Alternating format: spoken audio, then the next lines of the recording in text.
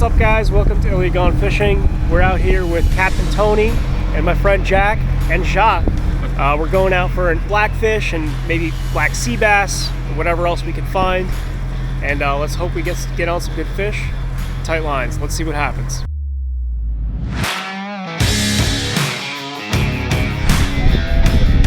We're fishing for tautog, also known as blackfish, and we're using green crabs. I'll show you guys later on in this video the process of breaking down the crab and how we cut it, how we put it on the jig, and I'll explain the process of fishing for blackfish or porgy or pretty much anything else that's on the bottom. Hey, blackfish! Here we go. Blackfish in the house. First blackfish in the house. Today I'm using the Jigging World Nexus medium 1 to 4 ounce rod with a 4,000 size Daiwa Fuego reel. I've got 40-pound braid with 30-pound leader, and I'm using a 1 ounce tog jig. I'll link all the gear used down in the video description. It's a striper. Oh, nice. Oh, yeah. I was pulling up the crab jig, and a striper just hit it on the way up. Let's go and take a picture. Nah. Captain Tony's going to release it for me, and I'll get back to fishing. Oh, that's nice. Big porgy. Oh my god, yeah. Owl hooked. Still good size. Still good size. Yeah. Want to keep it? When they're foul hooked, they feel much bigger. Voila. Here you'll see the process of how we break down the crabs. First you break off the pincher claws so they don't get you. Then once the pinchers are broken off, you grab them by the legs and you just pull the top shell right off. Throw that in the water for chum.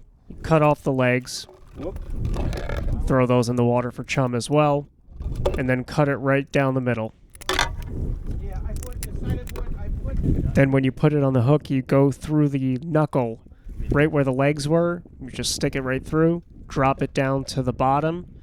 You're going to feel some nibbles, and you kind of have to wait for them to grab it and take it. Then you set the hook, and sometimes you get bit. I got a little baby blackfish here. We're fishing in the Long Island Sound in pretty shallow water. It's about 15-20 feet over here. And of course there has to be some structure on the bottom for there to be tog around. There's a lot of bait stealing that goes on in tog fishing, so you have to have a lot of crabs on deck.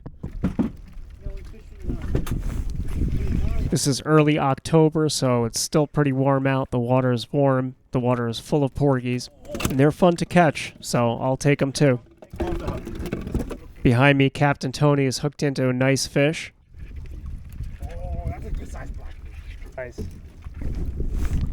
And I just got bit with a nice sized blackfish as well. Oh yeah, that's a blackfish. That's a blackfish, yeah. That's a blackfish. That's a nice sized blackfish.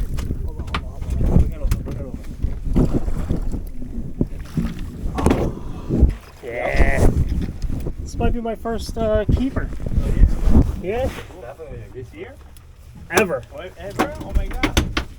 That right there is my first keeper tog, and later on in the video you'll see how I make a piece of art to remember this moment. First keeper tog right there. Do a quick measure here. 17. Twins. Yeah, get back in the water while nice one. We got our first 2 keeper tog in the boat, 2 17-inch tog. Pretty nice. Black, but it's small.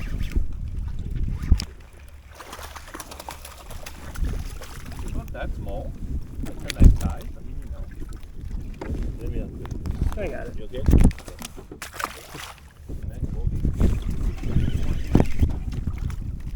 Be a big body boat. 3,000. That's a good size. Yeah. Of course, crabs are also smaller. Yeah. Like a lot of the trims.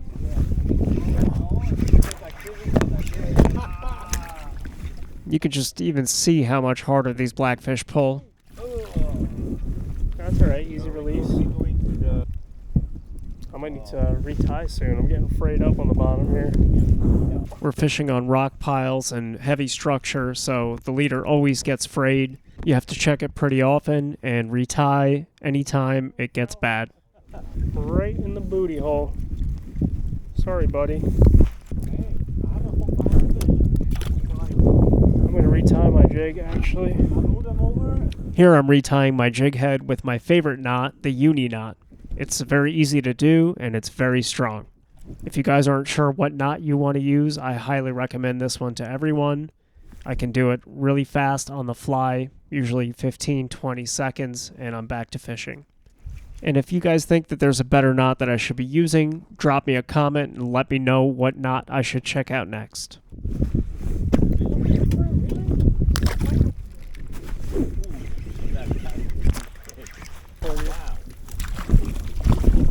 what we like with those. That happened to everyone. I took my bag, or I took my bag somewhere. Like, that's me last month.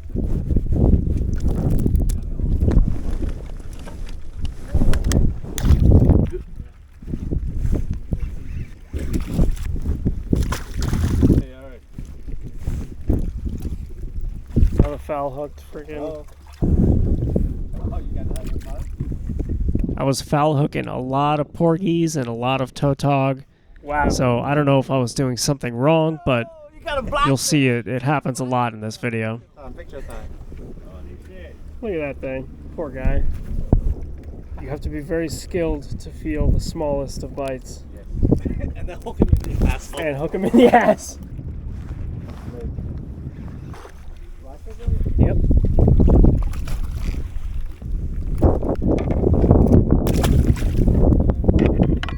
I'm going to switch over really quick to the slow pitch jigging rod, just for a few drops. This is a Jigging World Luminous rod with a quantum accurist reel, and I'm dropping a 60-gram slow pitch jig. I'm feeding them, yeah. Here's a fish. Oh. After a few drops of the slow pitch jig, looks like I got a hit. And it's a porgy, as expected. Calm down. You're dead anyway. Now let him live. Okay. Good one? Not great. And after a few more drops, I switch back over to the crab. Come on, buddy, you're almost there. There you go. Yeah, but first keep the tog. Yeah. All right, buddy, come on. Anchored up. You know that thing? That's cheap. Oh, it's cheap. Okay. Oh, I got a nice fish. That's a porgy, never mind. No.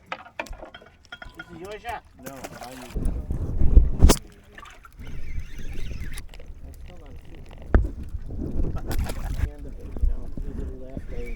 Even if we go to like deep part of the sound. Dude, I keep foul hooking these. Another foul hooked fish. If you guys think I'm doing something wrong or should be doing something differently, drop me a comment and let me know.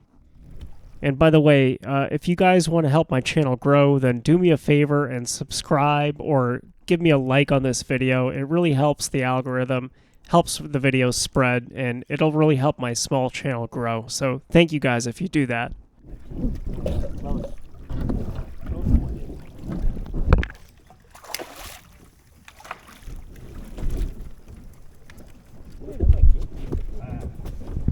And a half. Damn it. Good for him. Yep. You're snagging left and right. Take the hook on the.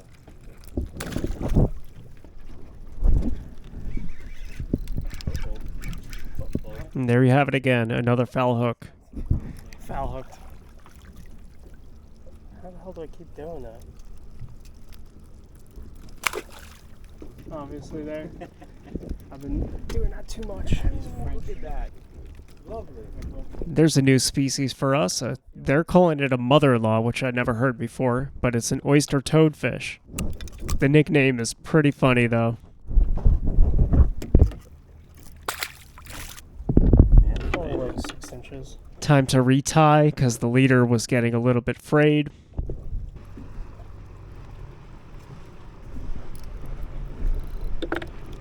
Right after I retied, unfortunately I snagged. Jig will be the first one. Sometimes you just have to break it off. Yep. And retie again. Oh, nice beautiful copper one. Some of these fish have really beautiful colorations. This one had really vibrant copper color. Really nice looking fish. You're a golden? Ah! And he just snagged my finger there. That one hurt.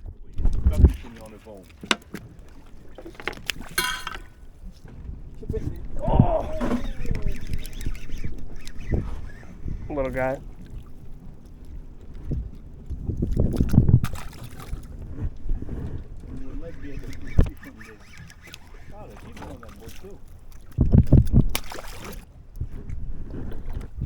Oh, are you kidding me?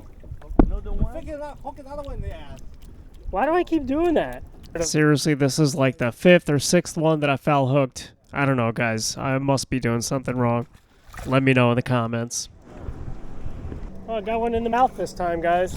I'm still at the give stage, you know.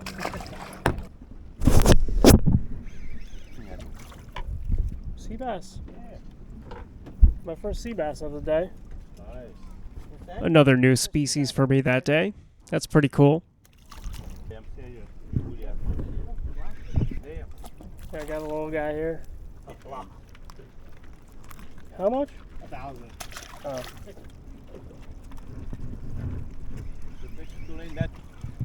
Oh. It didn't look like that at all. I know it doesn't come through on camera, but that's a really big porgy. What's up, guys? We're back at the house. We're gonna do some GYOTAKU, which is traditional Japanese fish printing on my first keeper Tautog. Let me get you guys panned down here. So I got the fish spread out on the table. I kind of dried it off really well. So I spread the fish out here. I spread out the fins. I dried everything off. So I have Sumi ink, which I ordered on Amazon, and a couple of brushes, and a couple of bowls of water. I heard that it looks better if you dilute it. So let me try that. Try a little bit of ink. So the first pass I'm just gonna do, just cover the whole thing with this ink. So I'm just covering the entire fish with a light gray layer. And I'm gonna come back and do the fins a little bit darker. Here I'm pressing down the paper on the fish for the very first time ever. I've never done this before, so I'm a little bit nervous, taking my time. And there's the very first fish, the very first GYOTAKU that I've ever done. Wow. It looks pretty cool. Look at that. Sick. Let's do it. Let's do it a couple more times. So once again, I painted the entire fish, kind of went back, painted the fins a little bit darker. Then I'm pressing the paper on top of the fish, try to keep it all even. Start with the parts that are, you know, the highest on the paper, kind of spread it down, and then work your way up and then back down.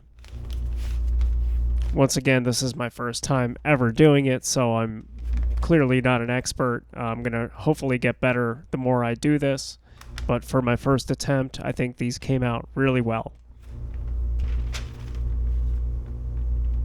I think what I'll do next time to avoid getting the brush strokes, I'll use a foam brush and maybe try different dilutions of the ink, some a little darker, some a little lighter, maybe see some contrast there, but again, I'm really happy with how these came out. I think they look awesome, and I can't wait to frame it, put it up on the wall.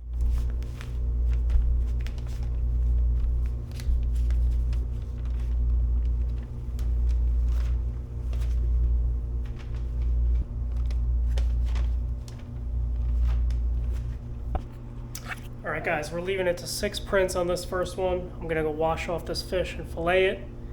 We're going to eat this later, and I'll show you guys what it looks like as a finished product.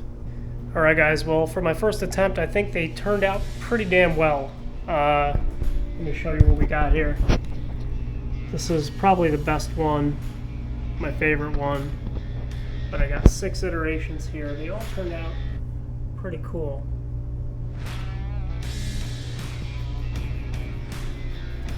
This was the first one that I did. The lightest ink. Number 2. So, all in all, pretty successful day. First attempt, and it was a lot of fun. Tight lines, guys.